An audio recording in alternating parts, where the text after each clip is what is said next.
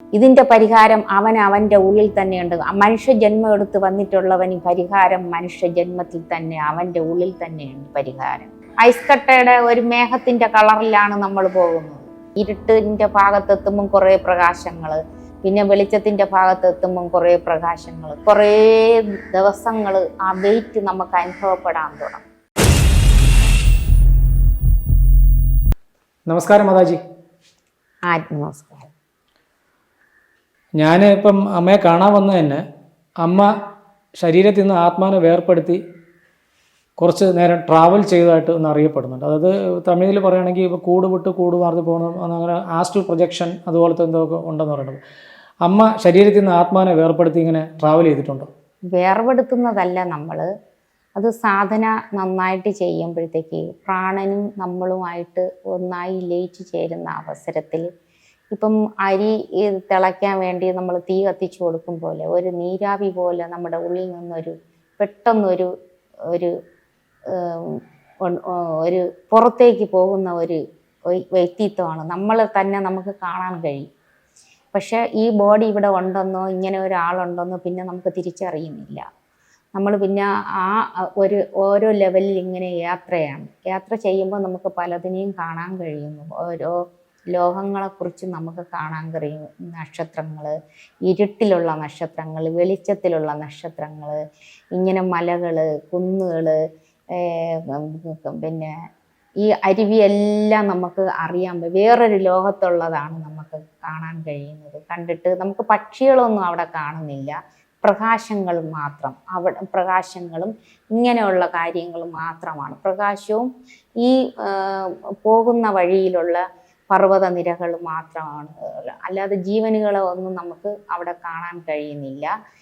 തിരിച്ച് അതേപോലെ തന്നെ തിരിച്ച് വരികയും ചെയ്യുന്നു. പോകുമ്പോഴും നമുക്ക് ഇങ്ങനെ ഒരു അവസരം നമുക്ക്, അതായത് നമുക്ക് പെട്ടെന്ന് അങ്ങനെ തോന്നിയല്ല പോകുന്നത്. തിരിച്ചു വരുമ്പോൾ നമുക്ക് കയറാൻ പറ്റാത്ത ഒരവസ്ഥയിലേക്ക് എത്തും. നമ്മുടെ ശരീരം ഭയങ്കരമായിട്ടുള്ള നെഞ്ചിൻ്റെ ഇത്രയും ഭാഗങ്ങൾ നമുക്ക് ഭയങ്കര വെയിറ്റായിട്ട് തോന്നും. ആ വെയിറ്റ് കൊണ്ട് നമുക്ക് കയറാൻ പറ്റാത്ത ഈ ആത്മാവ് കയറാൻ പറ്റാത്ത വിധം ജീവൻ, അതായത് ഈ ഒരു ബോഡി വേറെ ഒരു സൂക്ഷ്മത്തിൽ നിൽക്കുന്ന ബോഡി ഈ സ്ഥൂലമാകുന്ന ബോഡിയിലേക്ക് പ്രവേശിക്കാൻ ഇച്ചിരി പാടുപെടും. ആണ് പിന്നെ അത് ഗുരുക്കന്മാരുടെ ഒരു കരുണയുണ്ടെങ്കിൽ മാത്രമേ നമുക്ക് വീണ്ടും കയറാൻ പറ്റൂ. ഇല്ലായെങ്കിൽ അതായത് നമ്മളെ സ്വന്തം ശരീരത്തിൽ നിന്ന് ഈ ആത്മാവിനെ വേർപ്പെടുത്തി ട്രാവൽ ചെയ്തിട്ട് തിരിച്ചു വരുമ്പോൾ ആ ശരീരത്തിലോട്ട് കയറാൻ പെട്ടെന്ന് പറ്റത്തില്ല. പറ്റുന്നില്ലെന്ന് പറഞ്ഞാൽ നമുക്കൊരു വെയിറ്റ് തോന്നും കുറേ നേരം. പിന്നെ നമ്മൾ ഇത് കയറി കഴിഞ്ഞാലും നമുക്ക് കുറേ ദിവസങ്ങൾ ആ വെയിറ്റ് നമുക്ക് അനുഭവപ്പെടാൻ തുടങ്ങും. ഒരു ഭയങ്കരമായ ഒരു പാറ പിടിച്ച് ഒരു പാറയുടെ വെയിറ്റ് പോലെ നമുക്ക് നമ്മുടെ നെഞ്ചിനാകം ഇവിടെ ഇത്രയും ഭാഗം നമുക്ക് അനുഭവപ്പെടാം. ശരീരത്തിൽ തിരിച്ച് കയറിയതിന്റെ ഒരു പ്രത്യേകത അതാണ് നമുക്ക് അനുഭവപ്പെടുന്നത്. തിരിച്ച് നമ്മൾ പോകുമ്പോൾ ഒരു ഐസ് കട്ടയുടെ ഒരു മേഘത്തിന്റെ കളറിലാണ് നമ്മൾ പോകുന്നത്. അത് യാത്ര ചെയ്യുന്നത് തന്നെ അതങ്ങ് മറിഞ്ഞും തിരിഞ്ഞും ഇങ്ങനെയാണ് ഘട്ടം ഘട്ടമായിട്ട് ഇങ്ങനെ പോകുന്നത്. നല്ല വെളുത്ത രൂപത്തിൽ ഉള്ള മേഘപാളികളിലിടയിൽ കൂടെയൊക്കെയാണ് നമ്മൾ കയറിപ്പോകുന്നത്. ആ സമയത്ത് വേറെ ആത്മാക്കളെ വല്ലതും ഇല്ല, ഒരു ജീവനുകളെയും കാണാൻ കഴിയുന്നില്ല.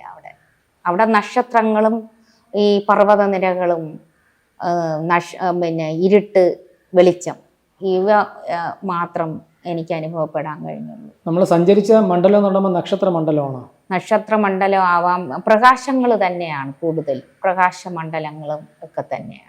പർവ്വതനിരകൾ കഴിഞ്ഞാണ് പ്രകാശമണ്ഡലങ്ങൾ. പിന്നെ ഞാൻ പറഞ്ഞില്ലേ, ഇരുട്ടിൻ്റെ ഭാഗത്തെത്തുമ്പം കുറേ പ്രകാശങ്ങൾ, പിന്നെ വെളിച്ചത്തിൻ്റെ ഭാഗത്തെത്തുമ്പം കുറേ പ്രകാശങ്ങൾ. കൂടുതലും നക്ഷത്ര ലോകങ്ങളാണ് നമുക്ക് അനുഭവപ്പെടുന്നത്. അതുപോലെ തന്നെ ആജ്ഞാചക്രത്തിലും നമ്മൾ ഏറ്റവും കൂടുതൽ നമ്മൾ ധ്യാനത്തിലേക്ക് ഇരിക്കുമ്പോഴത്തേക്ക് ചുഴിമുനെ എന്നാണ് അതിന് പറയുന്നത്. അതൊക്കെ ഭഗവാൻ ഹനുമാൻ അങ്ങനെ അത് ആഴ്ന്ന് ധ്യാനിച്ച ആളാണ് വായുപുത്രൻ. അപ്പോൾ അദ്ദേഹം ആ ചുഴിമുനിയെ അനുഭവിച്ചറിഞ്ഞു. അതുപോലെ നമുക്ക് അനുഭവിച്ചറിയാൻ കഴിയും. അത് അഗാധമായ ധ്യാനമാണ്, അത് നിശ്ചലമായ അവസ്ഥയാണ്. ആ അവസ്ഥയിൽ ഇരിക്കുമ്പോൾ നമുക്ക് ഇതെല്ലാം നമ്മുടെ ത്രിവേണി സംഗമത്തിൽ, അതായത് ഇരുപുരുക മധ്യത്തിൽ ആ ഗുഡസ്ഥയിൽ നമുക്ക് അനുഭവപ്പെടാൻ പറ്റും. നമ്മളിപ്പോൾ കാണുന്ന രീതിയിലുള്ള മനുഷ്യ ശരീരം നശിച്ചു പോകുമ്പോൾ അഗ്നിക്കിരയാകുമ്പോൾ ആ ചാമ്പലുണ്ടല്ലോ, മനുഷ്യൻ അഗ്നിക്കിരയാകുമ്പോൾ ചാമ്പലായിട്ട് മാറുന്നില്ല. മനുഷ്യൻ്റെ ആ ചാമ്പലിൽ നിന്നും ഒരു അമേരിക്കൻ ഒരു ലേഡി ഒരു റിസർച്ച് ചെയ്യാൻ വേണ്ടിയിട്ട് അതെടുത്തിട്ട് അവർ അതിൻ്റെ സൂക്ഷ്മമായത് പരിശോധിച്ചപ്പോഴത്തേക്ക് അതിൽ കണ്ട കണങ്ങളും നക്ഷത്രമണ്ഡലത്തിലെ കണങ്ങളുമായിട്ട് ഒരുപാട് സാമ്യം ഉണ്ട് എന്നാണ് പറയുന്നത്. അതായത് അതിൽ നിന്ന് അവർ മനസ്സിലാക്കിയ ഒരു പാഠം എന്ന് പറഞ്ഞു കഴിഞ്ഞാൽ മനുഷ്യൻ നക്ഷത്രമണ്ഡലത്തിൽ നിന്നാണ് ഭൂമിയിലോട്ട് വരുന്നത് എന്നാണ് അവർ പറയുന്നത്. അതിനെക്കുറിച്ച് എന്താണ് അമ്മയുടെ അഭിപ്രായം? നക്ഷത്രമണ്ഡലങ്ങളും അല്ല, എല്ലാ മണ്ഡലങ്ങളും ഈ ബ്രഹ്മാണ്ടത്തിൽ കാണുന്ന എല്ലാ ആയിട്ട് കണക്ട് ചെയ്തിരിക്കുന്നതാണ് ഈ പിണ്ഡാണ്ടമാകുന്ന ഈ ശരീരം. അപ്പം ഈ ബ്രഹ്മാണ്ടത്തിൽ കാണുന്നത് എല്ലാം നമ്മുടെ ഈ ശരീരത്തിലുണ്ട്, ശരീരമാകുന്ന പിണ്ഡാണ്ടത്തിലുണ്ട്. അതാണ് നമ്മുടെ ബ്രഹ്മാണ്ടം. ഈ ബ്രഹ്മാണ്ടവും അടുത്ത ഈ ഭാഗ്യത്തിൽ കാണുന്ന ഈ ബ്രഹ്മാണ്ടവും എല്ലാം ഒന്നു തന്നെയാണ്. എനിക്ക് എൻ്റെ ലോകം, എൻ്റെ ഭാഗമാണ് എനിക്ക് വലുത്. കാരണം എൻ്റെ ലോകത്താണ് ഞാൻ ജീവിക്കുന്നത്. ഓരോ ജീവിയും ഓരോരുത്തരുടെ ലോകമാണ്. ഓരോരുത്തർക്കും ഓരോ ലോകമാണ്. പുഴുവിന് പുഴുവിൻ്റെ ലോകമാണ്, ഉറുമ്പിന് ഉറുമ്പിൻ്റെ ലോകമാണ്. പിന്നെ ശ്രീകലയുടെ ലോകമാണ് വലുത്. എന്നാൽ കവിഞ്ഞ് ഒരു ലോകം എനിക്ക് കാണാൻ കഴിയുന്നില്ല. മനുഷ്യജന്മം എടുക്കുന്ന ഒരു വ്യക്തിയുടെ യഥാർത്ഥ ലക്ഷ്യം എന്താണ്? മനുഷ്യജന്മം എടുക്കുന്ന ഒരു വ്യക്തിയുടെ യഥാർത്ഥ ധർമ്മം, അവൻ ശുദ്ധമായി കർമ്മം ചെയ്തുകൊണ്ട് അവനെ അറിയുക. തന്നെ അറിയൽ മാത്രമാണ് ലക്ഷ്യം.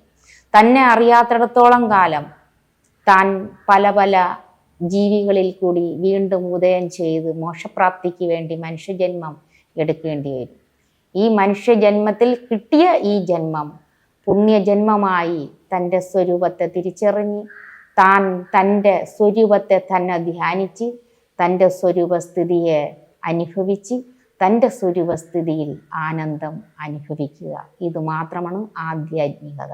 ഇപ്പോൾ ജാതകത്തിലെ ദോഷങ്ങൾ കണക്ട് ചെയ്തിരിക്കുന്നത് ഒരു മനുഷ്യനെ ഈ ഭൗതികമായ ലോകത്തിൽ ബന്ധപ്പെടുത്താൻ വേണ്ടിയിട്ടാണോ അതോ ആത്മീയ ലോകത്തേക്ക് അവനെ തിരിച്ചു പോകാൻ വേണ്ടിയിട്ടാണോ? രണ്ടുമാണ്.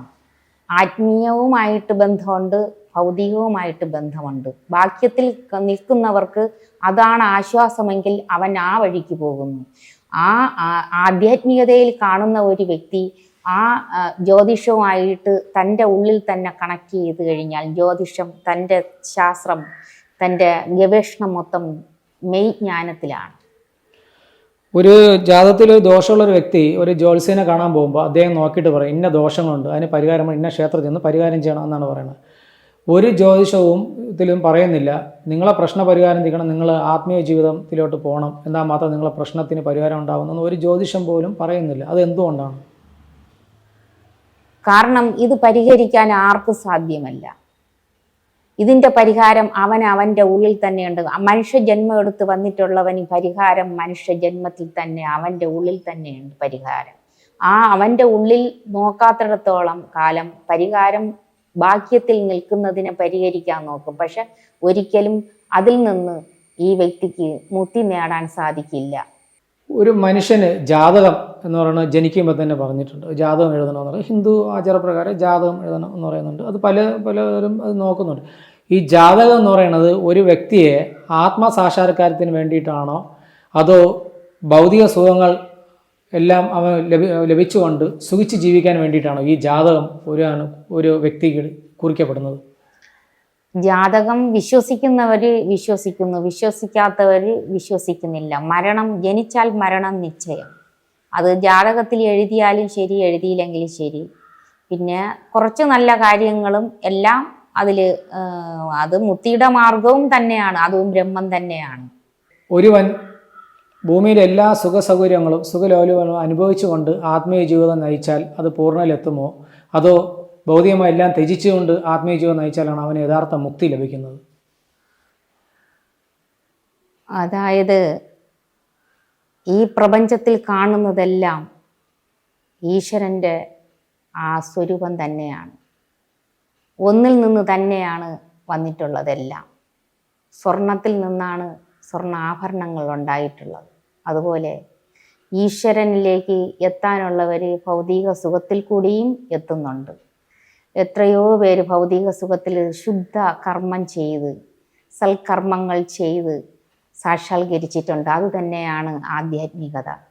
പിന്നെ പലരും പലത് ഉപേക്ഷിക്കുന്നു. അത് അവന് നിശ്ചയിച്ച് വിധിപ്രകാരം നടക്കുന്നതാണ്. അവൻ്റെ വിധിയാണത്, ഈശ്വര വിധിയാണ്. ആ വിധിയെ നമുക്ക് ഒരിക്കലും മറികടക്കാൻ കഴിയില്ല. കാരണം അവന് വരുന്ന വിരക്തി, വിവേകം, ഇതെല്ലാം അവനെ വേറൊരു ലക്ഷ്യസ്ഥാനത്തിലേക്ക് കൊണ്ടെത്തിക്കുകയാണ്. എല്ലാവരും ഡോക്ടർ ആവില്ലല്ലോ, എല്ലാവരും കൃഷിക്കാരും ആകുന്നില്ലല്ലോ.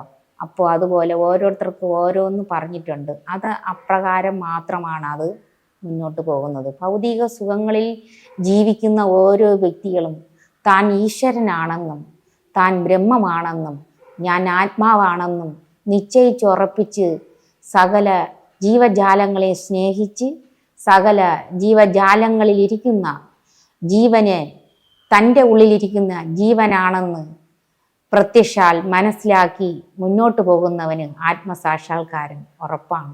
പക്ഷേ ആത്മസാക്ഷാത്കാരത്തിലേക്ക് നമ്മൾ എത്തുമ്പോൾ കുറേ ബാഹ്യഭാഗങ്ങളെല്ലാം നമ്മളിൽ നിന്ന് കട്ടാവുകയാണ് ചെയ്യുന്നത്. അത് നമ്മുടെ കുഴപ്പമല്ല.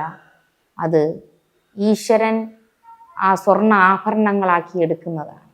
സ്വർണ്ണ ആഭരണങ്ങളായി വന്നത് സ്വർണ്ണ കട്ടിയിലേക്ക് ഉരുക്കിയെടുക്കുകയാണ് ചെയ്യുന്നത്. അത്രയും മാത്രം നമുക്ക് ലളിതമായി പറഞ്ഞാൽ ഒന്നേ ഉള്ളൂ. ഒന്നിൻ്റെ അഭിനയമാണ് ഈ കാണുന്ന നാടകങ്ങളെല്ലാം.